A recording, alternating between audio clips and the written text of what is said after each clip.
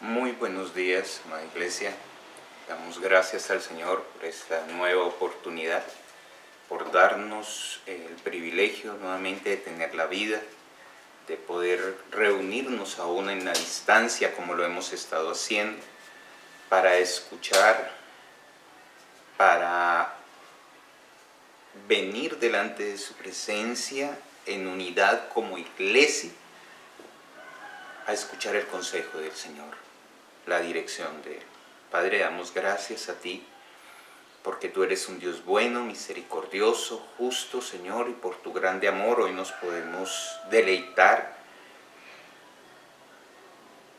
en ti, para tu gloria y para tu honra, teniendo sed y hambre de ti, pidiendo, Señor, a ti la dirección en medio del caos que en muchos lugares se está viendo, pero con la certeza y la seguridad que tú tienes todo bajo tu perfecto control.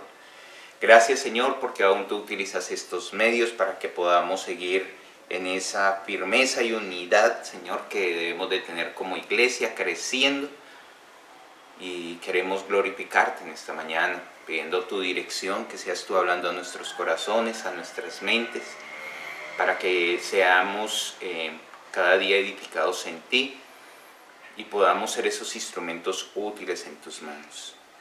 Gracias doy por nuevamente darme la oportunidad, Padre, de venir a compartir esta carta a los Filipenses, Señor, la cual hemos estado estudiando. Gracias damos por la dirección que has dado, Señor, también de estar con el pastor Yesid, aprendiendo, Señor, recordando, Señor, ese decálogo, tus mandatos, Señor, oh Padre, bendito eres tú, que guardas a tu iglesia, que a través de tu palabra nos mantienes firmes.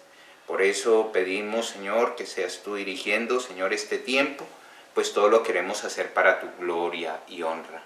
Señor, que esta tu palabra que vamos a compartir, la séptima exposición a la carta a los Filipenses, cumpla el propósito por el cual tú quieres que la compartamos.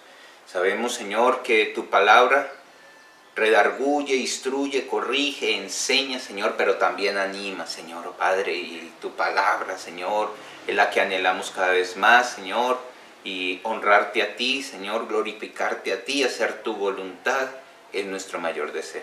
Por eso te pedimos, Espíritu Santo, que nos dirijas, que hables, que ministres aún en la distancia a través de tu santa y preciosa palabra.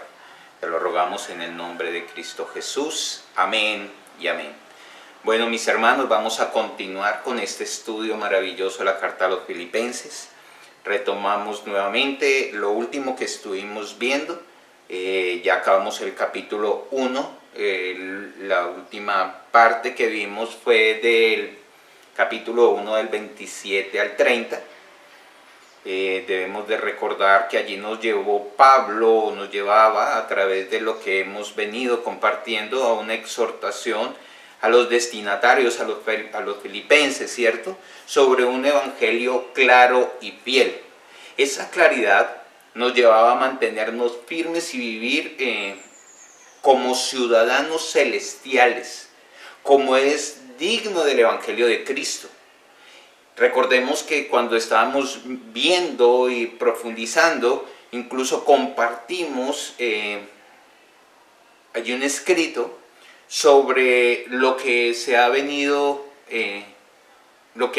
pasando, porque el evangelio hay un evangelio antiguo y un evangelio moderno. Y ahí estuvimos meditando, porque el evangelio antiguo veíamos que está basado en Dios, en Cristo, y el evangelio moderno se basa en el hombre, en las emociones, los deseos. Entonces lo que nos llevaba era meditar cómo estábamos viviendo ese evangelio. Si realmente lo estábamos haciendo para la gloria del Señor, o estábamos buscando a través de ese evangelio tanto o predicarlo o vivirlo para la gloria del hombre. Que esa es la diferencia, ¿cierto? Pero allí la carta nos dice que debemos de estar fieles a Cristo.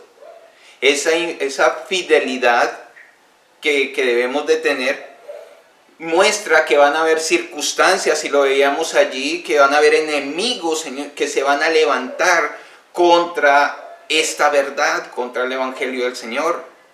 Y la valentía que presentaron los hombres en ese tiempo, que lo veíamos que aún nos parecía tremendo cuando meditábamos de las personas que murieron en el Coliseo Romano, las familias enteras, que no negaron a Cristo, vemos que fue por el poder del Espíritu, ese don de Dios que les dio la capacidad, como cada hombre que ha sido en algún momento violentado, encarcelado, cuando Pablo o aquellos que tuvieron que entregar su propia vida, fue el mismo don del Espíritu. Esa valentía viene del Señor, no viene del hombre, y es muy necesario tenerlo claro, porque en algún momento nosotros también vamos a ver que van a haber enemigos y sentimos que nuestras fuerzas se apocan, pero cuando recordamos que esa valentía viene de Dios, debemos de acudir a aquel que nos da la fortaleza, porque Pablo lo dice: todo lo puedo en Cristo que me fortalece.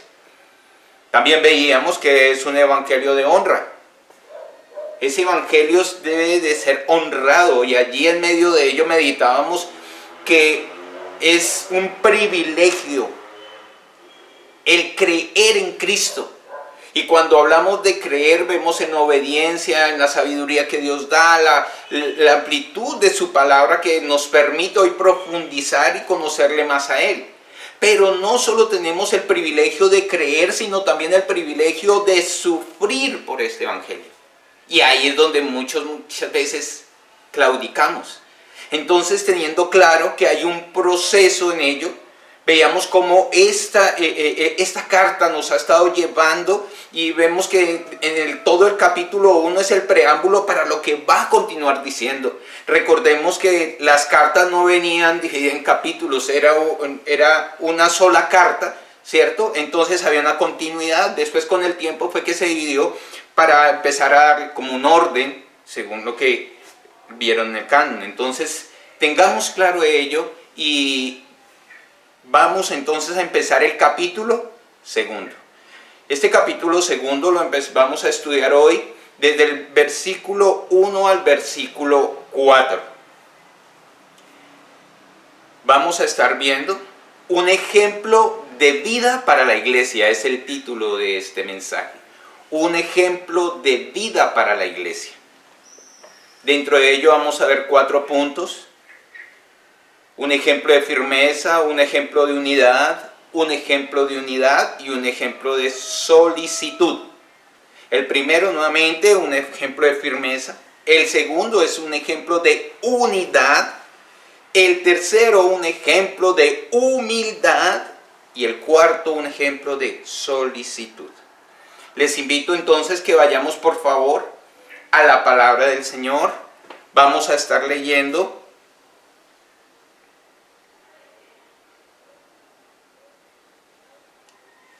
Filipenses 2, versículos del 1 al 4.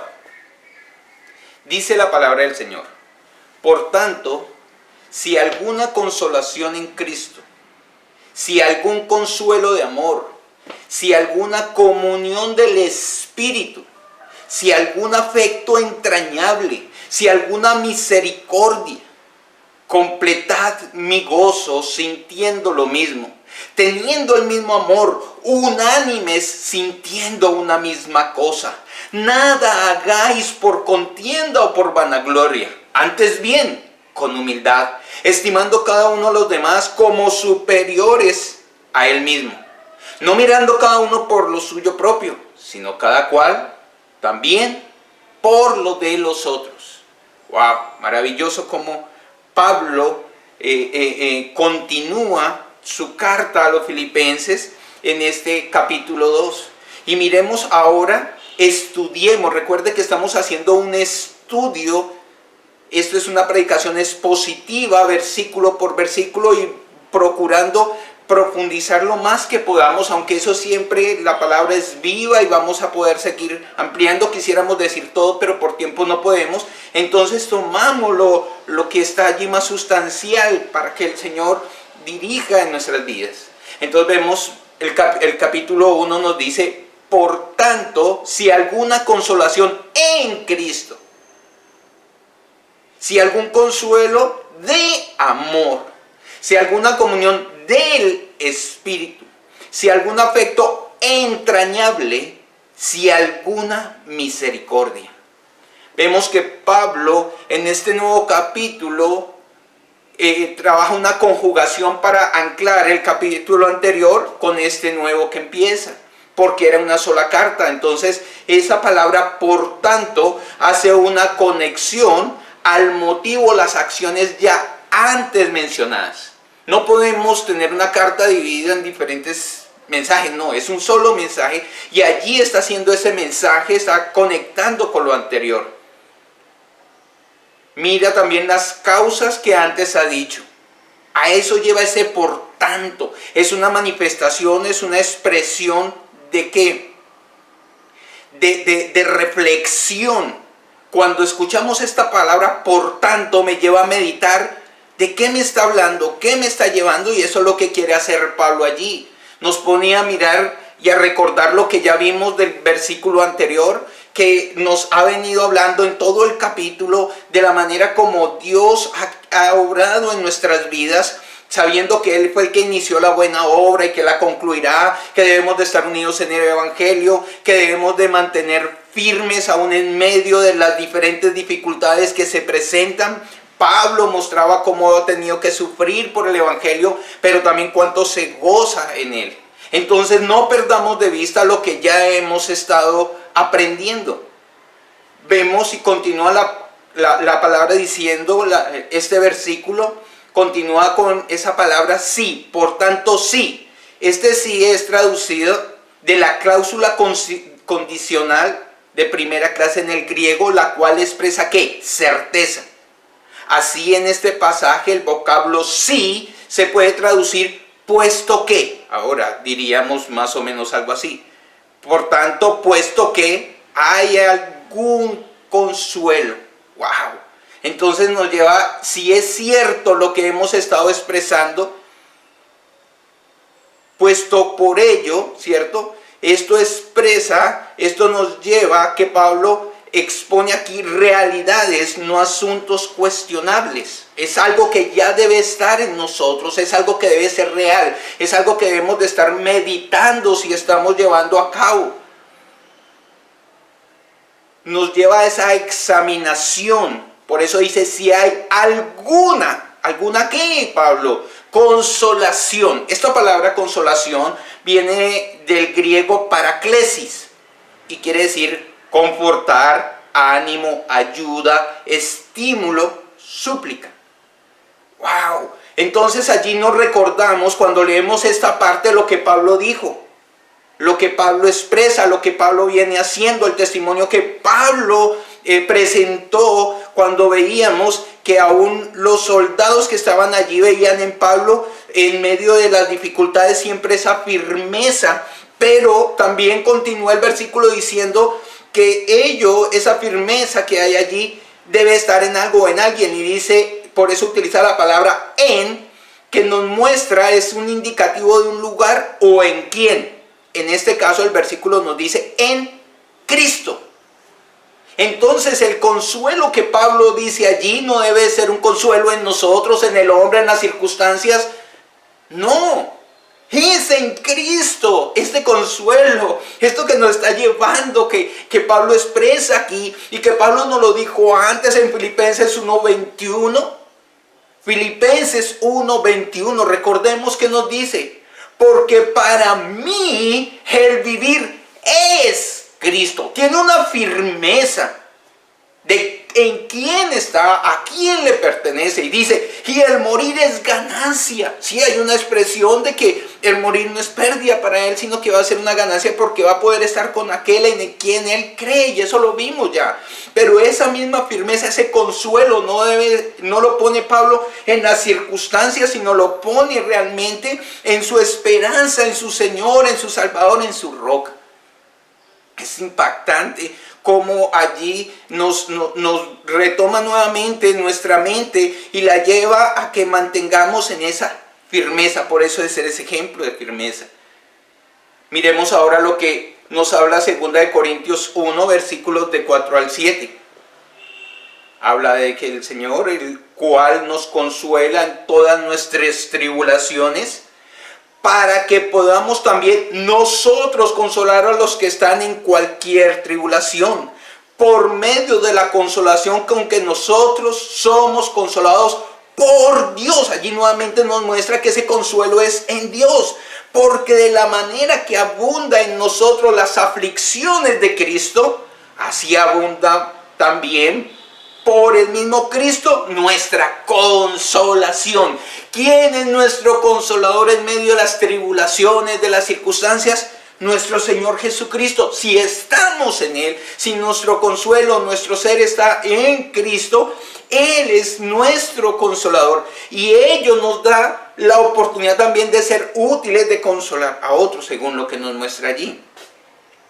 Continúa el versículo diciéndonos, miremos, el primero nos dice, si hay algún consuelo en Cristo, la primera parte que ya vimos, como hemos ido dividiendo este versículo.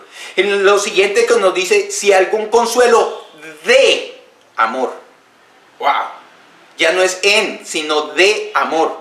Cuando habla de este tipo de amor, nos da la diferencia que no es ese amor que nosotros teníamos y el cual vivíamos antes de estar en Cristo.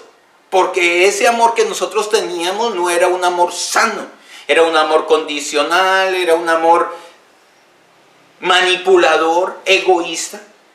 Y el amor que el Señor nos expresa en su palabra, el amor que hemos aprendido al estar en Cristo, por eso lo primero que debemos de saber es que estamos en Él. Y el amor que aquí habla de consuelo, ese consuelo de amor debe ser también en Cristo. Y eso lo vemos más amplio en Efesios 5:2. ¿Qué nos dice el Señor? Y andad en amor, como también Cristo nos amó y se entregó a sí mismo por nosotros, ofrenda y sacrificio a Dios en olor fragante. Recuerde, Efesios 5:2. ¿Qué nos quiere decir esto? ¿Qué nos muestra este versículo? La diferencia del amor.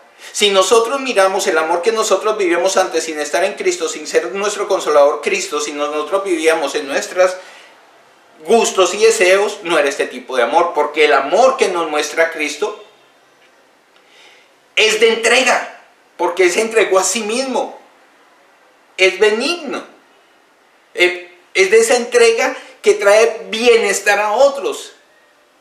¿Y por quién se entregó? Por nosotros, pecadores. No merecíamos ese amor. Y se entregó como ofrenda y sacrificio ¿a quién? A Dios. No fue fácil. Esa ofrenda y sacrificio costó al punto que Él tuvo que ir al Getsemaní y clamar al Señor para que le fortaleciera en ese momento. Él dijo, pasa de mí esta copa, pero no se haga mi voluntad, sino tu voluntad. No era fácil. El amor que nosotros vemos, al cual nos llama, ese amor de consuelo, es un amor que lo expresa también muy claramente y nos amplía esa expresión o ese conocimiento en 1 Corintios 13. Todo 1 Corintios 13 no es para un amor de pareja, sino es para un amor entre hermanos, eclesial.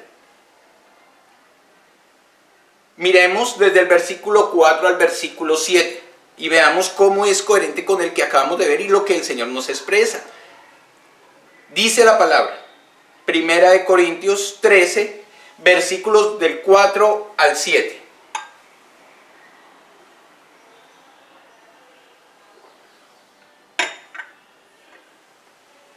Dice la palabra, el amor es sufrido, es benigno. El amor no tiene envidia.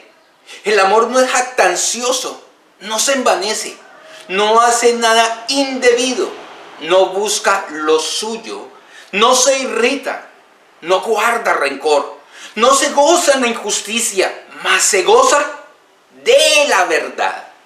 Todo lo sufre, todo lo cree, todo lo espera, todo lo soporta. Este es el amor que tenemos en el consuelo en Cristo, que hoy podemos disfrutar, en Cristo, que hoy debemos de practicar en Cristo. En nuestra humanidad, cuando vemos este amor, decimos, para nosotros el amor no era sufrido. Cuando decíamos que amábamos o queríamos que nos amaran, tenían que expresar cosas buenas, pero sufrimiento no. Pero hoy entendemos cómo Pablo en esa carta a los Corintios, en el capítulo 13, nos lleva a que miremos cuál es el amor que expresó Cristo allí. No todo es para satisfacción nuestra.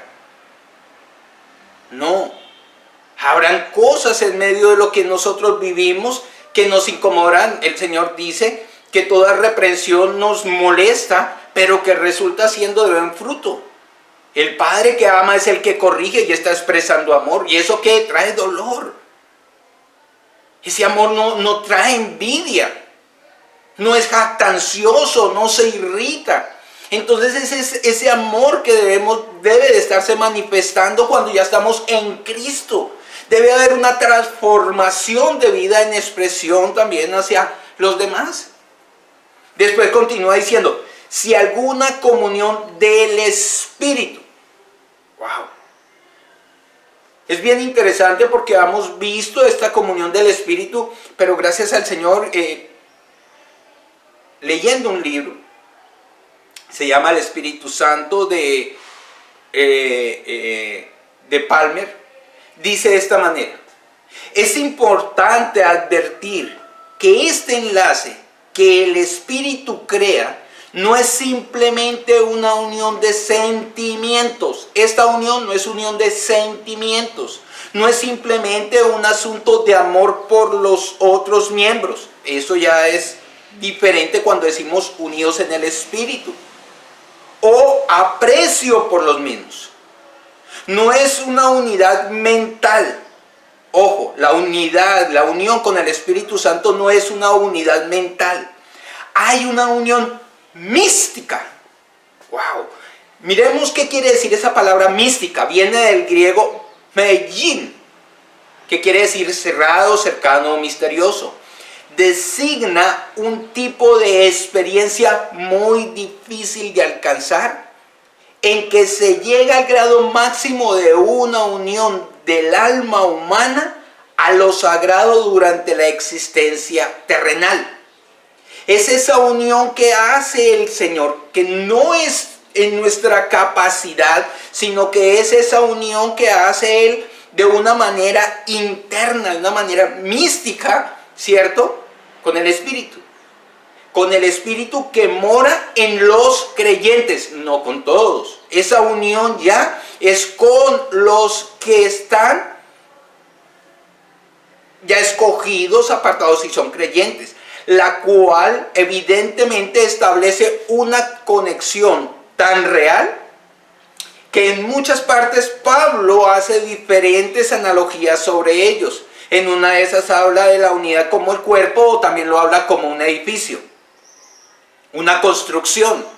Miremoslo para poderlo entender cómo se lleva a cabo esta unidad y qué es lo que allí nos quiere expresar. Vayamos por favor a Efesios 2, versículos del 20 al 22. Efesios 2, versículo 20 al 22. Allí vamos a ver cómo Pablo nos da ese ejemplo y nos muestra cómo va esa unidad.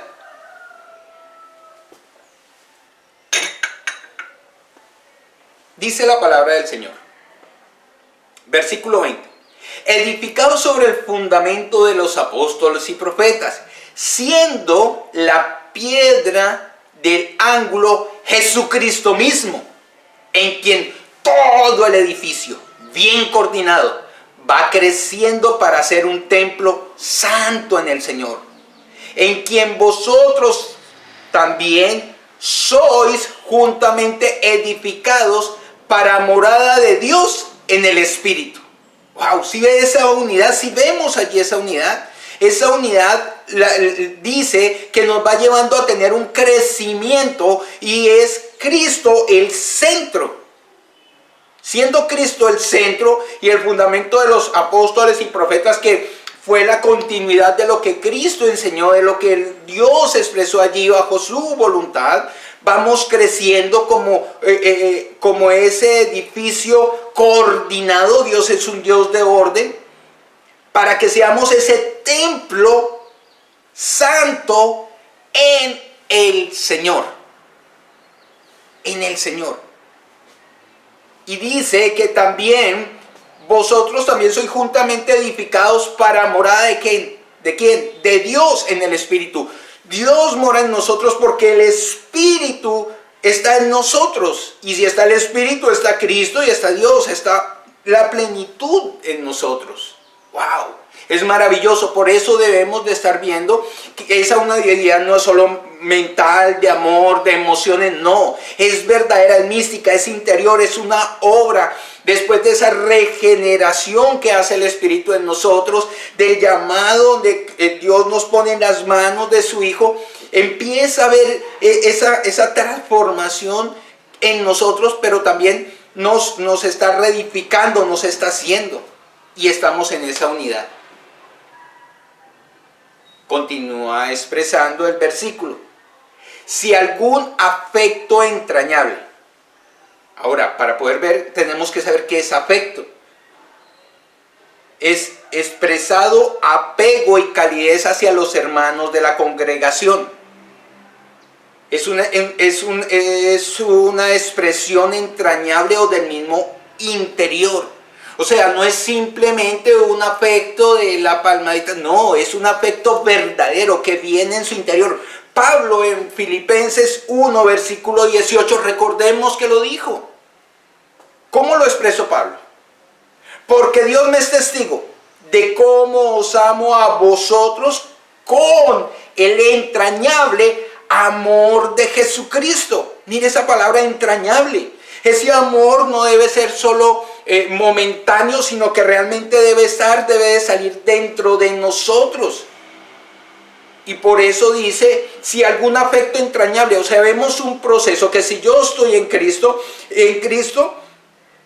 voy a tener la capacidad de el amor de que Cristo me ha dado, de la unidad del Espíritu que hoy debo de tener, de ese entrañable afecto hacia mis hermanos.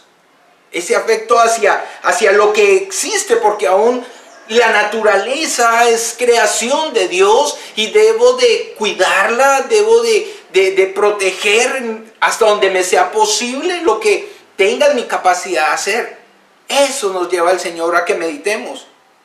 Después dice, si alguna misericordia. Ojo con esto. La palabra misericordia nota una cualidad de ¿qué? Compasión. Especialmente expresada en el perdón de Dios en el pecado humano. Wow, lo repito. Misericordia es una cualidad de compasión especialmente expresada en el perdón de Dios en el pecado humano. También se puede llamar piedad. No es esa misericordia que nosotros pensábamos, que a veces decíamos, ay no, yo voy a ir a ayudar a mi hermano porque yo soy una persona misericordiosa. No, la misericordia mira hacia dónde va, cuál es el enfoque verdadero. Por eso el Señor dice, y tendré misericordia de quien yo quiera tener misericordia. Tengamos la claridad al tener el conocimiento verdadero de cuál es el sentido de la palabra o el significado de la palabra. Qué bueno es verlo así, porque si me está diciendo, si alguna misericordia, es que eso también debe estar obrando en mí. ¿Y cómo lo puedo entender, Pablo? Lo expresaríamos así. Pues yo les invito a que vayamos por favor a Colosenses 3. El libro de los Colosenses, capítulo 3, versículos de 12 al 13. La misma palabra nos da la respuesta. ¿Cómo podemos hacerlo claro? Si nos dice que debe estar en nosotros, es porque Él nos ha capacitado para hacerlo. Eso no viene de nosotros. Recordemos que ya es Cristo quien vive en nosotros y gracias a Él podemos hacerlo, pero es la misma palabra la que nos dice que podemos hacerlo. Dice Colosenses 3, versículo de 12 al 13. El 12 dice, vestíos pues como escogidos de Dios, santos y amados, de entrañable ¿qué? Misericordia, de benignidad, de humildad, de mansedumbre, de paciencia. ¡Wow! ¡Qué bonito que se ve allí! Y hasta allí nos parece, claro, yo como siervo, sí, entonces sí, yo me veo así. Pero miremos el versículo 13.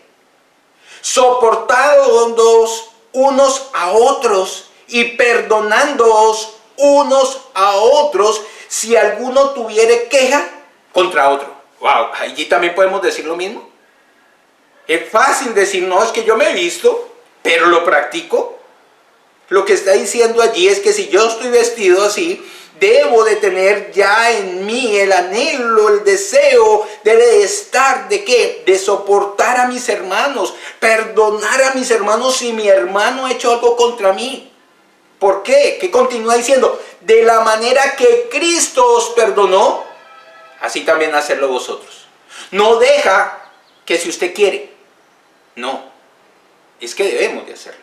Así también hacedlo vosotros. Esa misericordia que vemos allí es la que debemos de estar practicando. ¿Y cómo? Ya nos dijo de la manera que lo debemos de hacer. Debemos de soportarnos, debemos de perdonarnos si algo tiene o algo le hemos hecho a nuestros hermanos o nosotros le hemos hecho a él. De la manera que Cristo nos perdonó. Si en algún momento vemos que es difícil hacerlo, recordemos cómo Cristo nos perdonó. ¿Quiénes éramos nosotros? Porque fácilmente se nos olvida de dónde veníamos nosotros, quiénes éramos nosotros. No para llorar sobre ellos, no, sino para ver esa gloria del Señor, esa misericordia del Señor, como ha obrado en nosotros. Versículo 2. Completad mi gozo sintiendo lo mismo, teniendo el mismo amor, unánimes, sintiendo una misma cosa. ¡Wow! Es mirar cómo Pablo allí ya hace una expresión después de haber mostrado el llevarnos a esa reflexión. El corazón del apóstol estaba gozoso por las muchas virtudes que adornaban a los filipenses, y eso lo vemos en el Filipenses 1:4, cuando oraba por ellos y les decía cuánto los amaba y cuánto veía que se estaban esforzando, ¿cierto? Y los veía crecer. En el 4:10 también, después lo vamos a estudiar, vamos a profundizarlo allí. Pero la medida de este gozo no estaba completa, o sea que no era completo. No hay nada completo, no hay nada perfecto, sino hasta cuando estemos en el Señor. Pero lo maravilloso es como Pablo allí nos lleva a que meditemos en que él anhelaba tener esa plenitud de gozo. Un grado mayor que ¿cómo podría ir la iglesia, según lo que estamos viendo allí, llegar, o los hermanos filipenses, a completar el gozo de Pablo en un grado mayor de ¿qué? Unidad, humildad y solicitud. Como iglesia, como congregación, el estar allí suplirá lo que aún faltaba para que se llenara ese gozo que el apóstol quería tener. Él tenía gozo de verlos crecer, pero veía que habían cosas que no estaban completas. Es cierto en que ninguno se le puede en estas virtudes, pero también debemos de tener claro que en algunos de ellos su ausencia era tal que se hacía claramente manifiesta.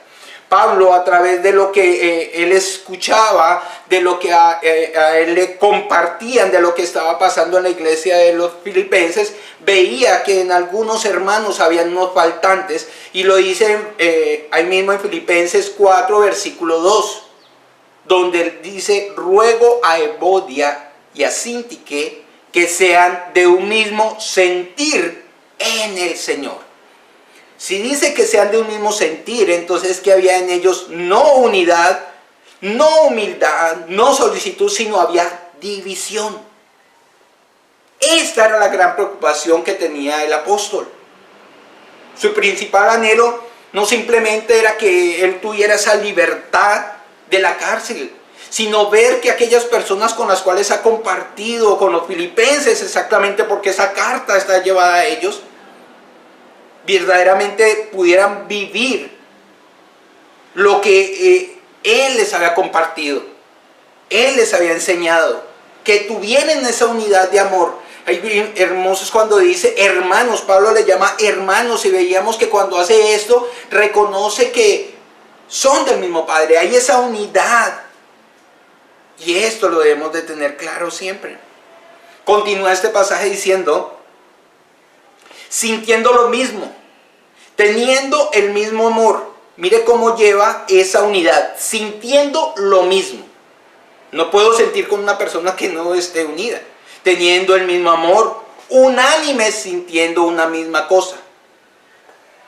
Entonces es notoria a gran escala esa unidad por la cual el apóstol allí, cuando lo expresa, está abogando.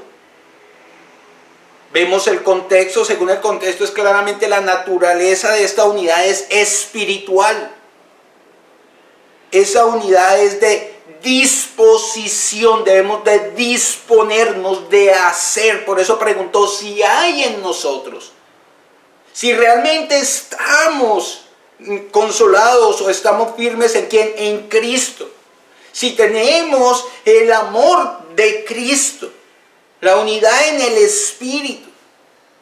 Allí Él continúa llevándonos a meditar en ello ahora como iglesia. Miremos lo que el Señor lo expresó claramente en Juan 17, versículo 21.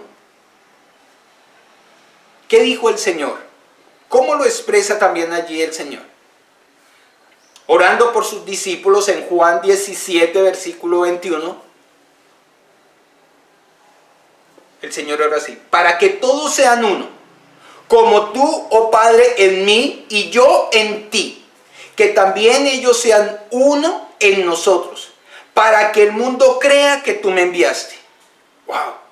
Vemos que allí esa unidad por el cual Jesús clamaba para con sus discípulos que se mantuvieran en esa unidad, así como Él había mantenido o mantiene con el Padre en esa unidad, porque Él es uno con el Padre.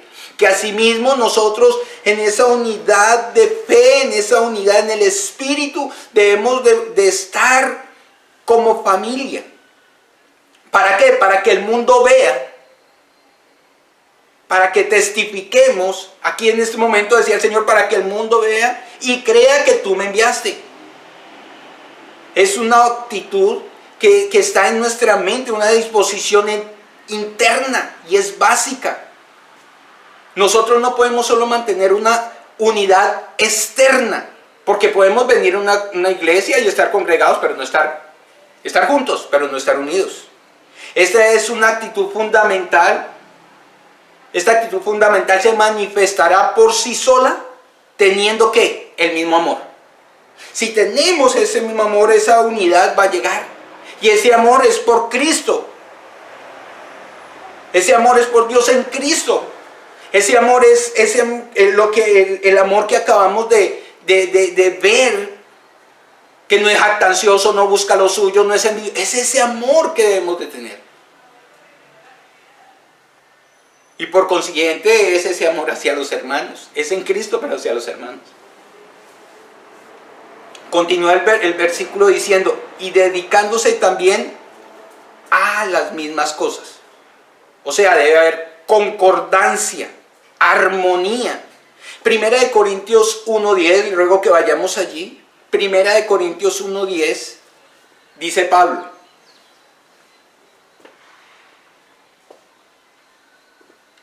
os ruego pues, hermanos, por el nombre de nuestro Señor Jesucristo, que habléis todos una misma cosa, y que no haya entre vosotros, ¿qué? Divisiones, sino que estéis perfectamente unidos en una misma mente y en un mismo parecer.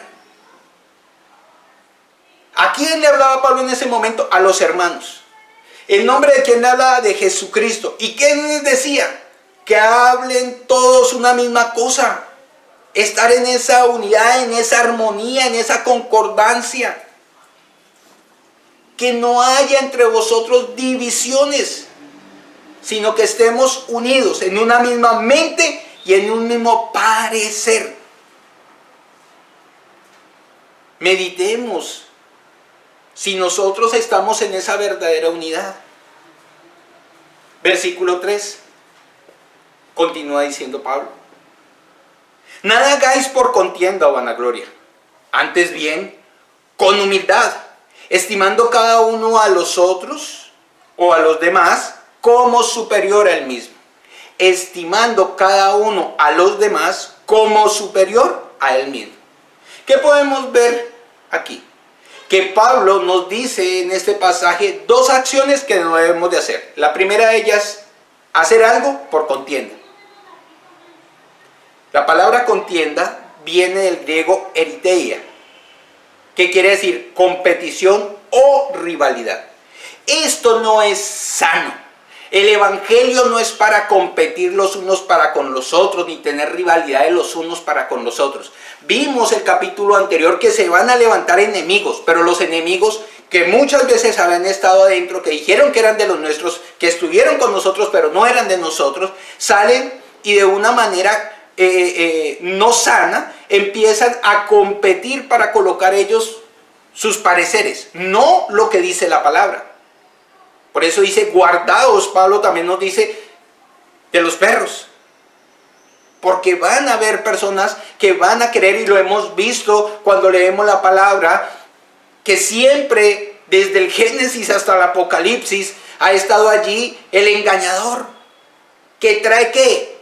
Esa rivalidad, no unidad, sino rivalidad. Entonces Pablo dice que nada debemos de hacer, ¿por qué? Contienda, que quiere decir competición o rivalidad. Y la segunda es por vanagloria, viene de la palabra kenodoxia, que quiere decir gloriarse vanamente. Ninguno de nosotros debemos de gloriarnos nosotros mismos. Es glorificar y honrar al Señor. Si cada uno piensa nada más que en sí mismo, esto es una clara muestra de que es una persona que orgullosa. ¿Y cómo se ve una persona orgullosa? Y esto fue algo que aprendí escuchando una de las exposiciones del pastor Miguel y quiero compartirla con ustedes. Él dice que el orgulloso no admite sus errores. Se le dificulta pedir perdón. No ve sus faltas. Esconde sus pecados y miente para lucir bien. ¡Wow! Así luce una persona orgullosa. ¿Cómo? No admite sus errores. Le da dificultad poder pedir perdón a los demás. No ve sus faltas, mantiene mirando la de los demás, pero no ve, por eso el Señor dice, no mires la paja en el ojo de tu hermano, mira la tuya, la viga que está en ti.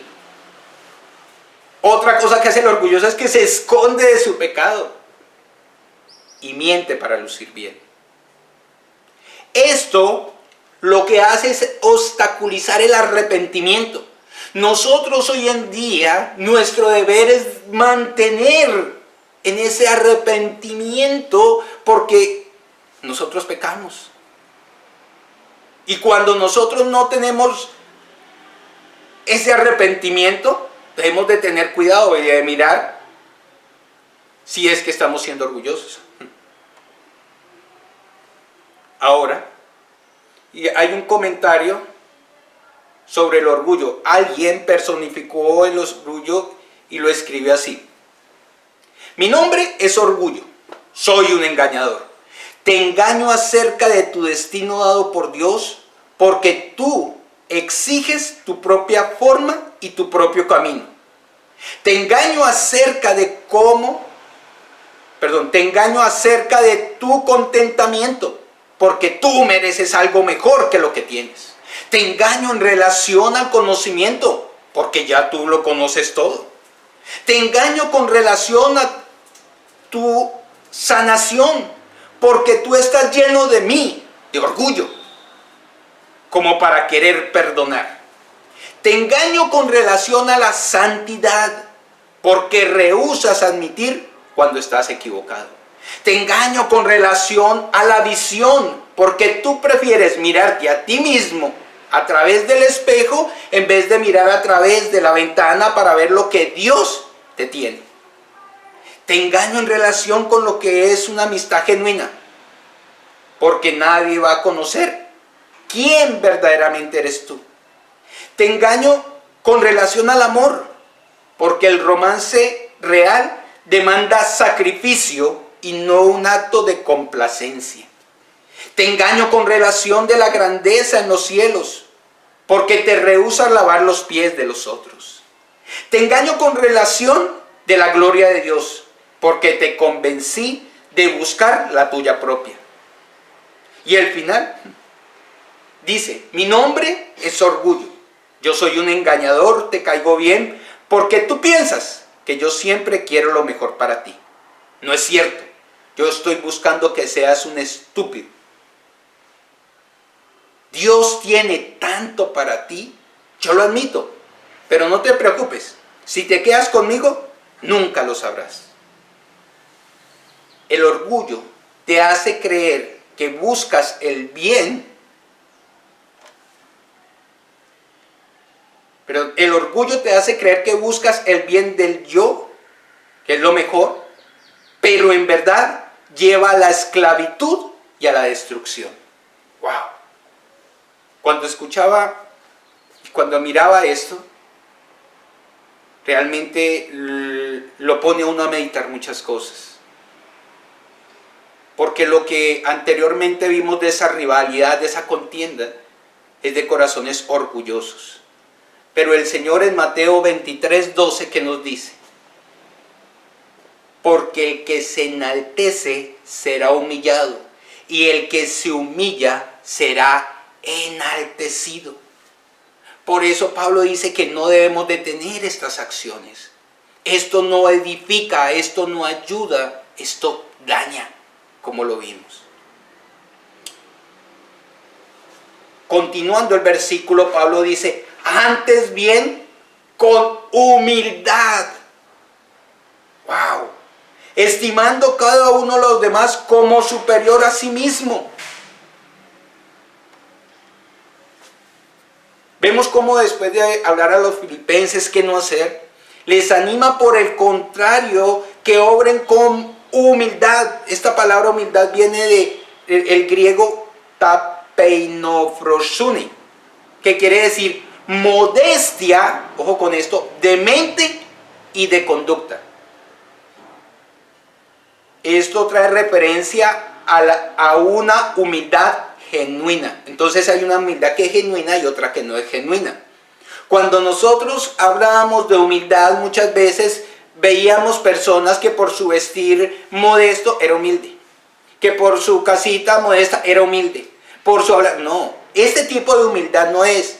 Por eso dice que es una modestia, pero de mente y de conducta. Ser modestos en nuestra manera de pensar, ser humildes para recibir las enseñanzas, ser humildes para atesorar lo que el Señor nos habla, las correcciones, recibirlas con humildad.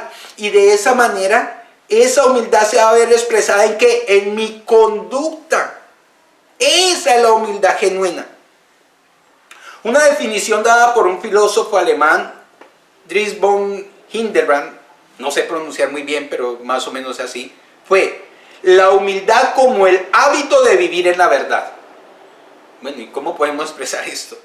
Vamos a verlo a través de otra definición, que es la actitud que reconoce el propio lugar bajo la condición de criatura de Dios. Ahora ya entendemos, andar en la verdad es vernos no como a nosotros nos place vernos, sino realmente como somos delante del Señor, como esas criaturas. Nosotros somos las criaturas creadas por Él. Él es nuestro Rey. Nosotros, dice la palabra, somos como esos gusanos delante del Señor. Somos pequeños porque Él es el grande, Él es el poderoso. El orgulloso no va a verlo de esa manera. El orgulloso siempre va a querer, y el hombre en su orgullo ha querido superar hasta a Dios. Por eso dice que esas actitudes no deben de estar en nosotros. Esta humildad es todo lo contrario al orgullo. También se dice que es la humildad de la columna vertebral de la vida cristiana en toda su dimensión. Ojo, ¿qué es lo que nos debe de sostener o cómo debemos de sostenernos en nuestras actitudes con humildad. Agustín decía, hay 3 cosas que yo requiero para entender la verdad de Dios. La primera es humildad. La segunda, humildad.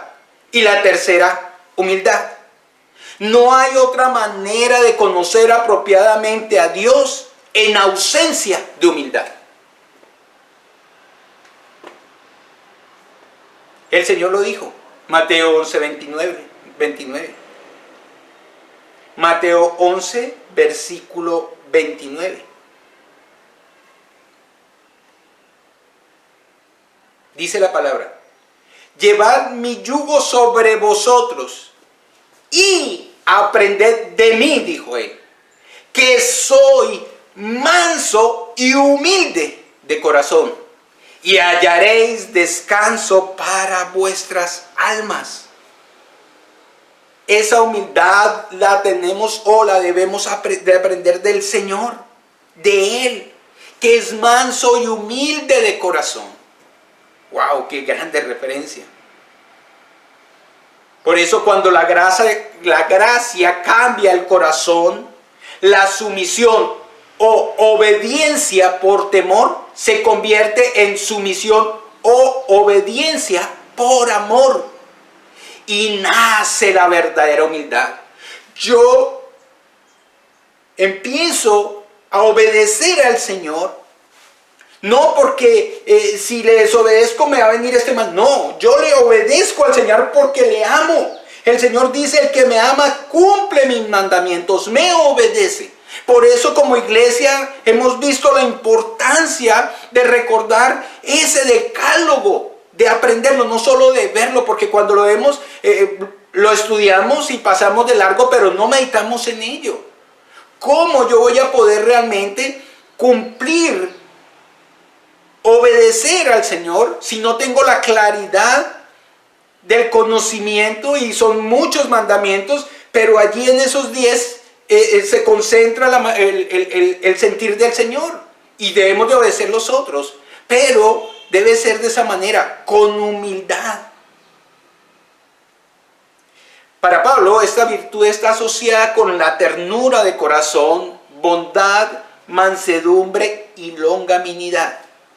¿Por qué? Porque en Colosenses 3:12 nos lo ha dicho. Repitamos ese versículo, recordémoslo. Esto ya lo aprendimos porque el libro de los Colosenses también ya lo estudiamos. Por favor, no dejemos en poco lo que el Señor ya nos ha hablado. Estemos meditando constantemente. Por eso Él dice en su palabra, meditad de día y de noche en las Escrituras, en su palabra, en este libro. Colosenses 3:12. Vestidos pues como escogidos de Dios, santos y amados, de entrañable misericordia, benignidad, de humildad, de mansedumbre, de paciencia. Wow. Es la feliz condición que resulta cuando cada miembro de la iglesia se estima inferior a los demás. Cuando se aman los unos a los otros con ese amor fraternal, y cuando en cuanto a honra se prefieren los unos a los otros. Estando vestidos de esa manera, somos capacitados. Recuerden, no es por el poder nuestro, es por el poder del Señor, la obra que debe ser ya manifiesta. Hablamos del fruto del Espíritu, también que se debe empezar a ver en esa verdadera transformación, no solo de palabras, sino en hecho y en verdad. Entonces podemos decir que el significado de todo esto es que los hermanos han de ser considerados en todo aspecto como más sabios, capaces y nobles que uno mismo. No todas las veces. No todas las veces, porque no podemos tomar esto así literal y vamos a ver a los demás superiores cuando aquellos, como lo dice en Romanos 12, versículos de 10 al 11, por favor vayamos allí para entenderlo. Romanos 12, versículo de 10 al 11. Hay un momento donde no podemos ver a los hermanos superiores. Y allí en Romanos nos lo explica, dice, amaos los unos a los otros con amor fraternal. En cuanto a honra, prefiriendo los unos a los otros. En lo que requiere diligencia, no perezosos. Pregunto yo, nosotros debemos de ver a los otros superiores si el hermano está siendo perezoso, negligente, descuidado. No. ¿Cómo vemos que vamos a ver al hermano superior? El versículo continúa diciendo, ferviente en espíritu y sirviendo al Señor. Una persona que está ferviente en el espíritu y que sirve al Señor es de ejemplo, y lo veo yo superior, y si yo estoy allí y veo que otro viene creciendo conmigo, debo de verlo con humildad como el Señor lo dice. Ahora, tampoco quiere decir que aquel que está siendo negligente, perezoso, que tiene algunas situaciones de falta de aprendizaje, de puntualidad, esto, voy a coger y a maltratarlo. No. Recuerde, debemos de tener ¿qué? Misericordia, debemos de tener bondad, debemos de estar revestidos de esa santidad y ese amor con el que el Señor nos ha amado. Ahora, teniendo como base, debemos de razonar que lógicamente que el verdadero y humilde Hijo de Dios, que ha llegado a conocerse a sí mismo lo suficiente, o sea, nosotros lo que nos está llevando es a eso. Si nosotros realmente somos esos hijos de Dios y nos estamos conociendo a la luz de la palabra, debemos de continuamente hacer lo que hacía el publicano en Lucas 18, versículo 13. ¿Qué nos dice el Señor allí? Lucas 18, versículo 13. ¿Qué hacía este publicano? Dice la palabra del Señor. Mas el publicano, estando lejos, no quería ni aún alzar los ojos al cielo, sino que se golpeaba en el pecho diciendo, Dios, sé propicio a mí, pecador. No podemos decir que no somos una nueva criatura, somos una nueva criatura. No podemos decir que no somos santos, ya hemos aprendido que somos santos pecadores. Pero no podemos decir que ahora nosotros nos elevamos. No, somos hombres que debemos de estar humillados delante del Señor constantemente en humildad, pidiendo perdón, reconociendo nuestra condición pecadora delante de un Dios tan grande, bondadoso y misericordioso. Por eso quien sabe considerarse a sí mismo como un gran pecador ante los ojos de Dios, sabe también apreciar la gracia salvadora de Dios. Y le da constantemente gracias a Dios, aún en medio de sus lágrimas, en medio de las circunstancias difíciles, en medio de esta situación que estamos viviendo. Démosle gracias a Dios. Dios sabe por qué lo permite. Dios sabe que quiere enseñarnos. Dios tiene el conocimiento. Él tiene todo bajo su poder. Él es soberano. A Dios no lo coge nada por casualidad. Él conoce todo. Y si realmente entendemos, tenemos claro esa gracia del Señor, esa misericordia, debemos de estar de rodillas cada momento agradeciéndole al Señor en toda circunstancia. Es por eso que el apóstol concluye este párrafo añadiendo, no mirando, versículo 4, no mirando cada uno por lo suyo propio, sino cada cual también por lo de los otros. Podemos decir que esto lógicamente es el resultado de lo dicho anteriormente. Si alguien tiene a su hermano en alta estima, prestará atención a sus intereses para ayudarlo en todo lo posible. Ahí es donde debe estar esa unidad, ese amor entrañable, expresado. Mi hermano tiene una necesidad, debo de estar allí en oración, sí, pero también en acción.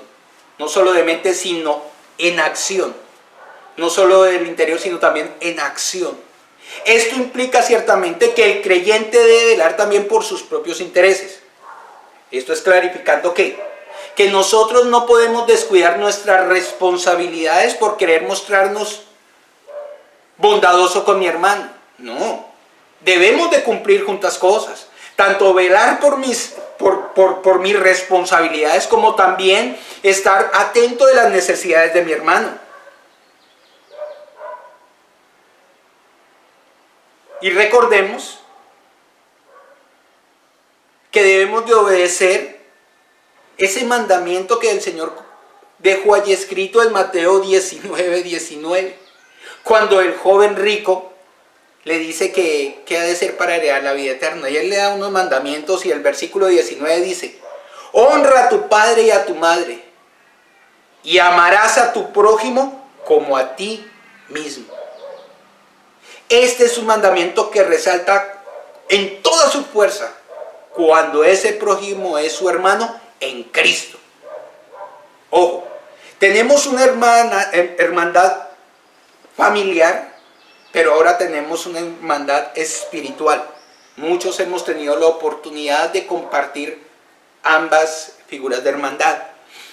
Y allí nosotros no debemos de menospreciar a unos ni a los otros, no. Pero no debemos de velar solo por unos, sino velar por los otros. Hay una hermandad y esa familiaridad la debemos de tener. Y ahí el Señor llevaba a este hombre. Recordemos lo que hizo el joven. El joven dijo: no, Señor, todos estos mandamientos los cumplo. ¿Y qué le dijo el Señor? Ve y vende tus posesiones y repártela a los pobres. Y allí no fue capaz.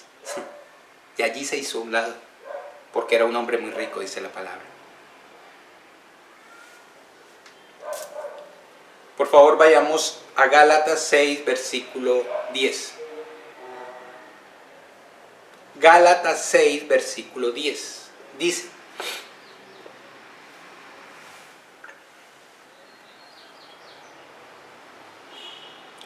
así que según tengamos oportunidad, hagamos bien a todos, y mayormente a los de la familia de la fe. Wow. Así que, según tengamos oportunidad, es una oportunidad. Debemos de hacer ¿qué? Bien. ¿A quién? A todos. El Señor no está diciendo haga excepción de personas, pero sí recalca nuevamente que mayormente ¿a quiénes? A los de la familia de la fe. Hermanos, con los de la familia de la fe vamos a estar eternamente, con otros vamos a estar parcialmente. Y eso lo tenemos claro. Y nos duele, sí, muchas veces sí, porque muchos de nuestra familia, solo Dios sabe quién sí, quién no. No soy quien para juzgar. Ojalá todos podamos estar allá y poder seguir siendo esa extensión de familiaridad hasta la eternidad en Cristo. Pero la familia de la fe vamos a tenerla por siempre. Y es la familia que Dios nos ha dado también. Cuanto más se den cuenta del ferviente amor de Cristo por el hermano, ojo, de Cristo por el hermano, ya que se entregó a sí mismo para salvarlo, tanto más deseará que prosperen los intereses de este. O sea, ese amor que Cristo manifestó por nosotros en salvación se hace tan evidente que debe de ser también evidente ese amor hacia mi hermano. Y asimismo Él deseará, anhelará con evidencia gozar en unidad y en amor la gloria y la honra del Señor. Por ello, si lo hacemos de esta manera, la unidad será promovida y la gloriosa comunión, se mantendrá, se mostrará, se intensificará esa unidad ante el mundo en toda su hermosura, como un poderoso testimonio. Y es lo que debemos de estar haciendo, testificar en gloria y honra para el Señor. Conclusión. En una iglesia donde hay amor, hay unidad y todos desean glorificar a Cristo, no hay rivalidad ni envidia. Más bien hay humildad y mansedumbre. Todos procuran no su propio bien, sino el de los demás, como nos lo enseñó nuestro Señor Jesucristo. Ese es un ejemplo de vida de iglesia. Y si lo queremos ver bíblicamente, hermanos, les invito, vayamos a Hechos 2, versículo 44 al 47. Y vemos cómo todo está condensado en estos versículos, lo que acabamos de expresar, pero estudiándolo más profundamente. Hechos 2, versículos 42 al 47. Dice la palabra del Señor, versículo 44. Todos los que habían creído estaban juntos, tenían en común todas las cosas, y vendían sus propiedades y sus bienes, y los repartían a todos según la necesidad de cada uno. Y perseverando unánimes cada día en el templo, y partiendo el pan en las casas, comían juntos con alegría y sencillez de corazón, alabando a Dios y teniendo favor con todo el pueblo. Y el Señor añadía cada día a la iglesia los que habían de ser salvos.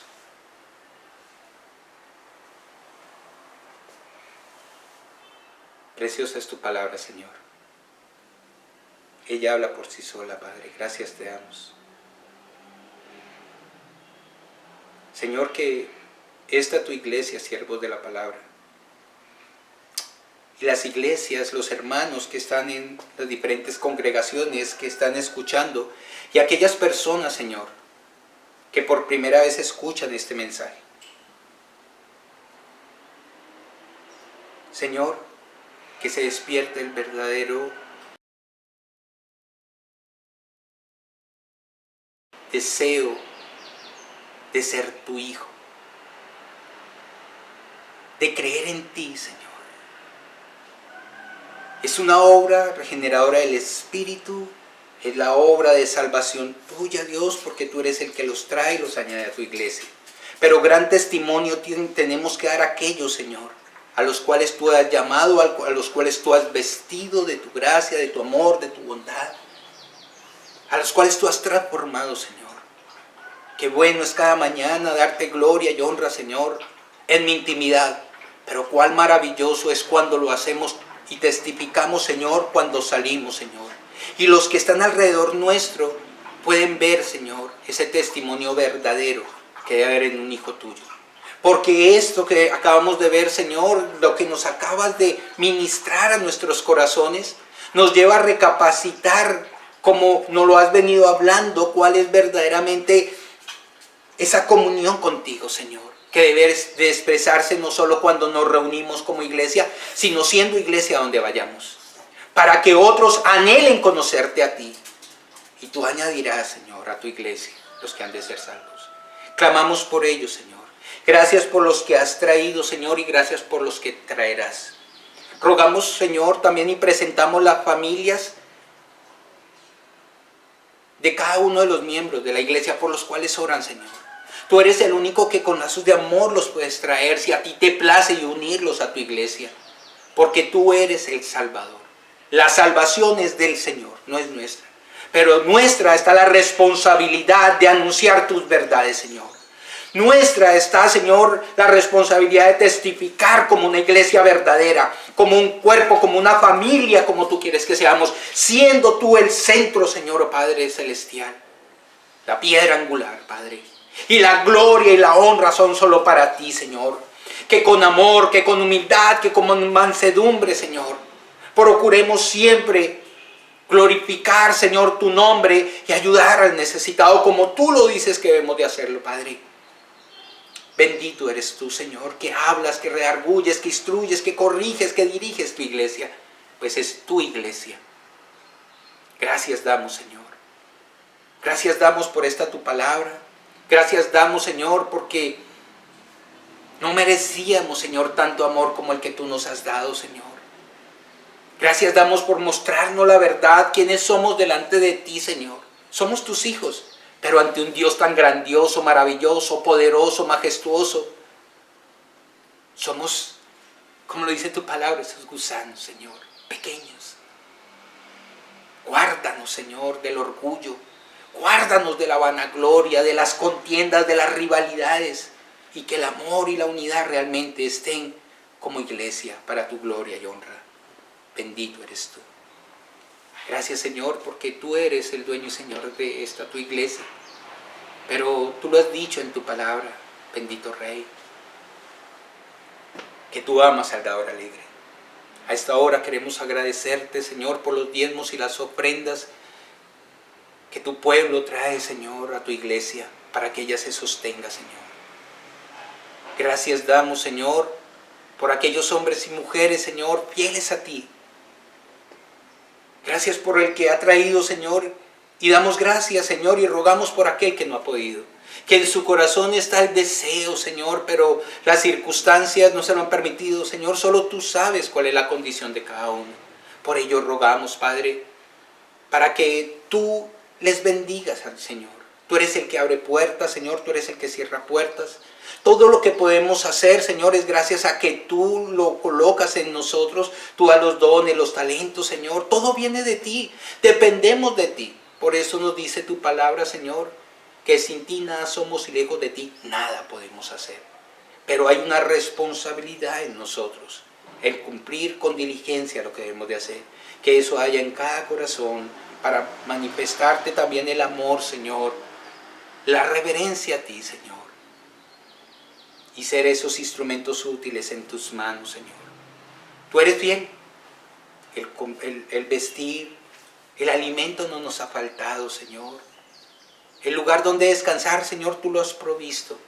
Tú sabes las necesidades que hay en algunos de cumplir, Señor, con las responsabilidades de los arrendos, Señor.